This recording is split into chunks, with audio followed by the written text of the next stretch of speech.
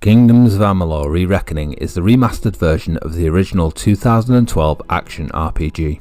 Originally released for Windows, PS3 and Xbox 360, this remastered version is available for Xbox One, PS4 and for Windows.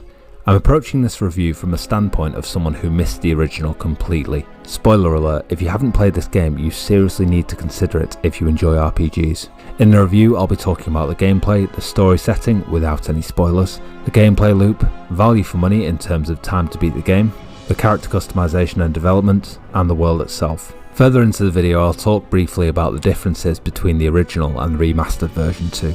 I've also created a gameplay with commentary highlights video which I will link at the end if you would like to see some more informal commentary on the game which touches on crafting, combat and leveling as I showcase some of the early gameplay. If you enjoy the video or find it useful, please leave me a like or comment as it really helps the channel to continue to grow.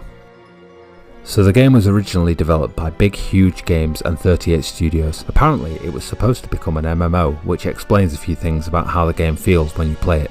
But unfortunately 38 Studios filed for bankruptcy at some point and the plans for the future disappeared. Thankfully the rights for the game were picked up by THQ Nordic, who very kindly gave me a copy of the game so I could do this review. Thank you to them. Just to reassure you though, despite the fact that this game was given to me, THQ Nordic have not asked me to say anything in particular about the game, so any comments and opinions I make during the video are all my own.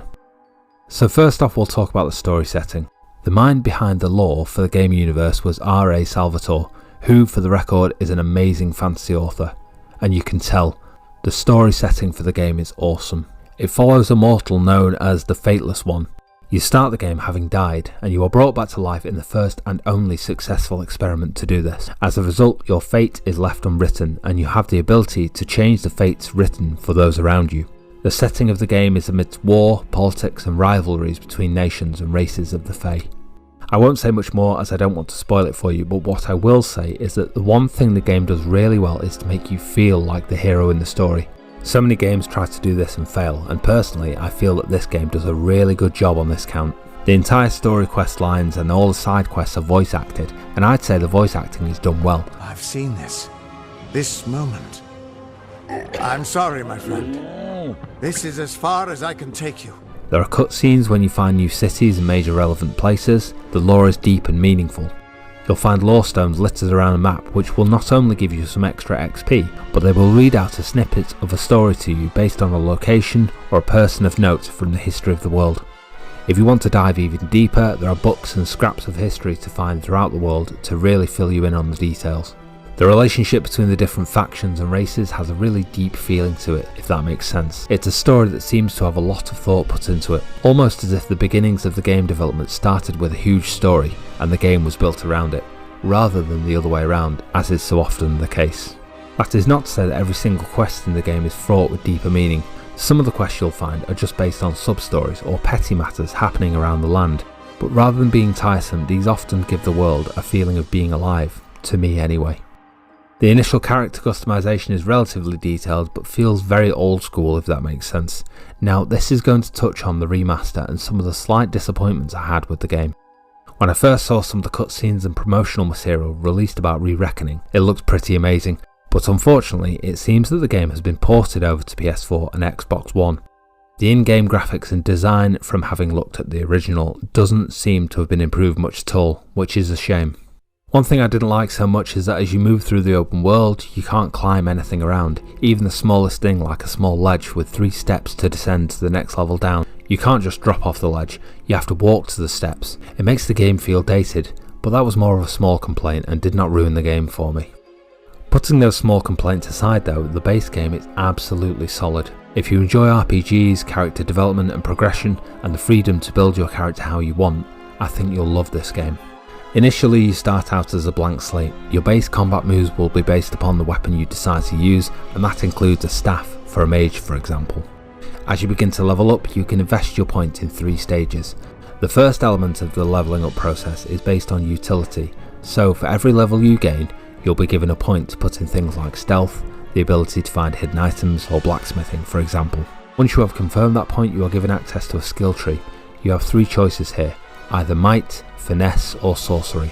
In basic terms, this is a warrior, rogue or mage class. As you invest your points however, you are not locked to a single class. You can invest your points wherever you like. These points will give you additional damage for certain weapons or new combat skills you can map to your combat bar. As you invest more and more points in each tree, you will begin to unlock something called destinies. This is basically your class or subclass, and you'll get a load of passive bonuses based on this. In order to unlock each one, you need to hit a certain criteria in terms of the number of points you have invested in each of the skill trees. But this allows you to look ahead at how you want to invest your points if you want to. You could make a warrior mage or a spell cloak, sometimes known as an assassin mage. You can make an archer or hunter class. There are a lot of different combinations for combining points in 2 or even all 3 of the skill trees. In terms of the combat itself, it feels pretty damn good. It's fluid but feels hard hitting when you connect with an attack or combination. You can block or do a timed parry on enemies. There are even weapon skills linked with a timed parry so that you can do an instant follow-up attack. The combat combines elements of basic attacks and skills you can map to a shortcut bar. It's simple to use your special abilities, and you are rewarded for using varied combinations with fate points, which are tied to another really cool ability called the Reckoning. When you activate the Reckoning ability, all the enemies will go into a very slight slow motion and you get a massive damage increase. It's almost like a mini game. You want to quickly kill as many as you can before your bar runs out, and then on the final enemy you can do a cinematic finishing move, which seems to be random in terms of how the finisher looks. There are a lot of different types you'll see through your playthrough. This really plays into the power of fantasy. There are a whole host of different gear options you can equip. These include unique items you can find out in the world with their own bonus, as well as set bonuses where you can benefit from wearing more than one piece of the same armour set. You can craft your own gear too, both weapons and armour. By salvaging parts from items you don't want to keep, you can get the parts required to make your own gear at the blacksmith. There is a really nice touch here too. You can give each of your crafted gear pieces its own name. Pretty cool for role-playing fans. In terms of value for money, if you simply wish to play the story, you're looking at around 30 hours gameplay. If you want to do the extras and side quests, then you're looking at around 60 hours. And if you want to hit the 100% mark, you're going to need over 100 hours. One complaint the original game had was that the difficulty was not challenging enough for some people, especially toward the end game. But the remastered version comes with a very hard difficulty setting, which will see more enemies spawn with more health and more damage. Hopefully that will give the pros more of a challenge. Honestly guys, I can't recommend this game enough.